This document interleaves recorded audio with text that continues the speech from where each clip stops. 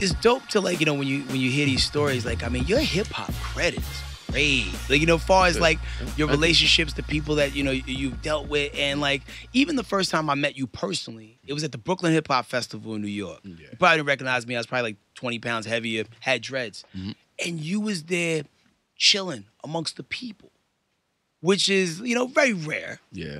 Sometimes within this culture. And like, like, you're a hard guy to not spot. You know what I mean? Like, like, and you was just, you just had a glow in your eyes that just told me you were just soaking in the moment and enjoying what was going on. I love hip hop, bro. I love hip hop. I love the real hip hop. Indeed. I was a school teacher. Like, I'm not gonna stunt on nobody because I played myself. I wouldn't be myself if I, nah, I ain't taking no, nah, I don't even, I ain't. Pass the weed, son. Let's cipher up. What's up? Let's enjoy the culture.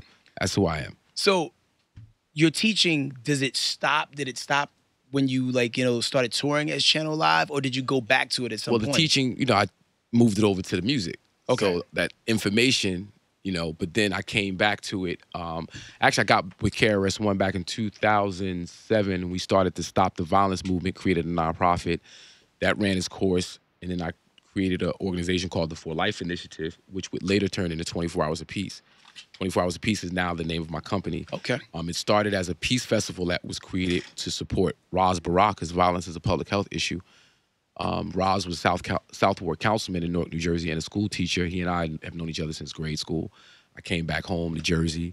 I had this program, the For Life Initiative, with, some really solid programming for young folks.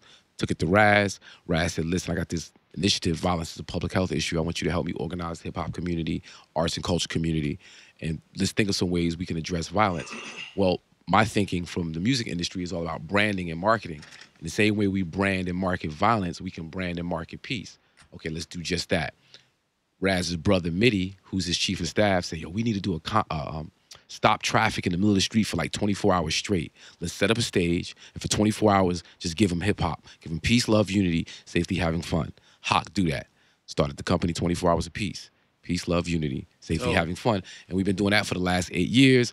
In 2017, Newark had the largest drop of crime since 1967, 50 year. Congratulations on that, man. That's big. They just put out the top 10 violent cities in the country.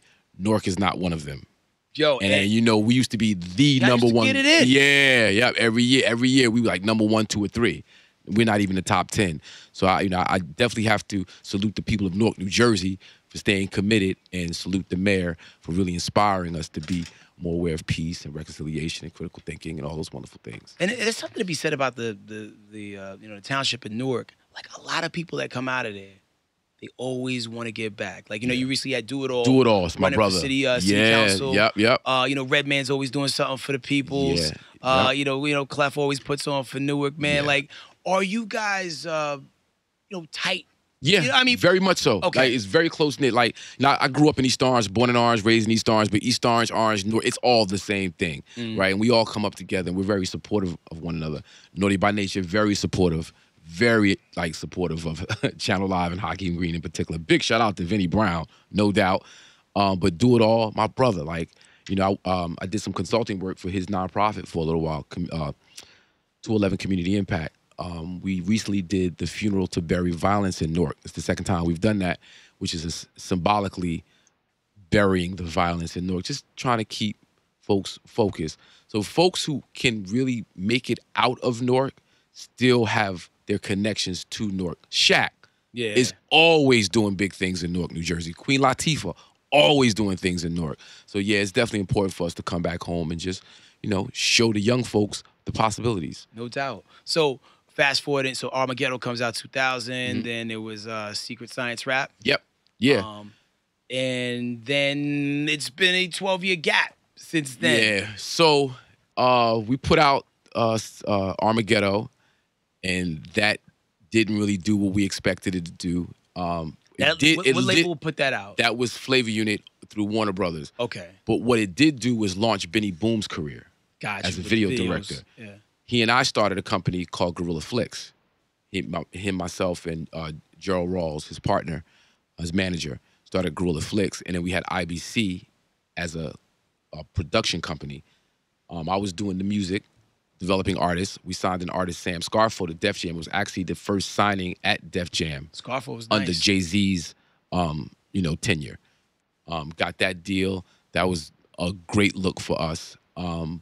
But things get in the way, the energy kind of soured. We had to go our separate ways. And I was kind of like lost for a while. I didn't really know what I was doing. And that's when I hooked up with KRS-One, and he helped me kind of get back on track. The Secret Science rap project, Channel Live broke up, and Tuffy went solo. So let me backtrack. Before or during the Armageddon album, Mike City, writer-producer, Heard It All Before, Sunshine Anderson, Dwelle, big R&B records. He was still trying to get put on, so to speak.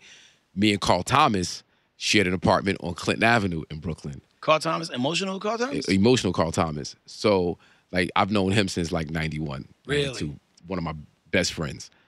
And he was he had put out his 6-song sampler from Bad Boy, the Emotional album, and it just didn't.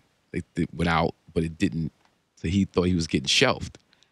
And my partner Tuffy, his boy Mike City, they grew up together. Mike City's trying to get into the industry. He's writing songs and producing. Sent me the demo. I heard I Wish. That's Carl's record. I took it to Carl. Carl sat with it. Yo, is your boy in town? I want to go in the studio and cut it. Went to Daddy's house, cut it. Puff loved it. I Wish.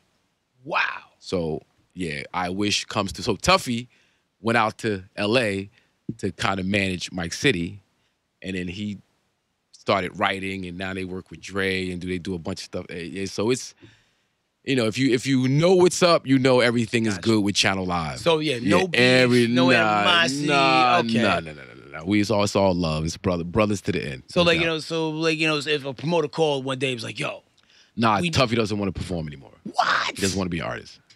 So I talk about this a lot. I say, hey man, you can do what you want to do, but whatever you do, don't mess up the money. And in some situations, well, Tuffy's in a spot right now. He's getting money. His money's good. His money's good. But sometimes I'm not gonna say you necessarily have to take one for the team. But hey, this vehicle got you this far. It's your classic car. You may not drive it as much, but it's your car. It's your car that got you. There should be some sentimental value in that car. And you guys mean a lot to a lot of people. I thought so.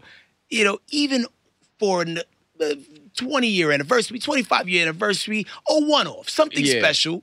Yeah, see, in terms of Channel Live, I was the guy who kind of made it happen. I'm the guy, when nothing exists, I see something that exists, and I'm going to drag you there.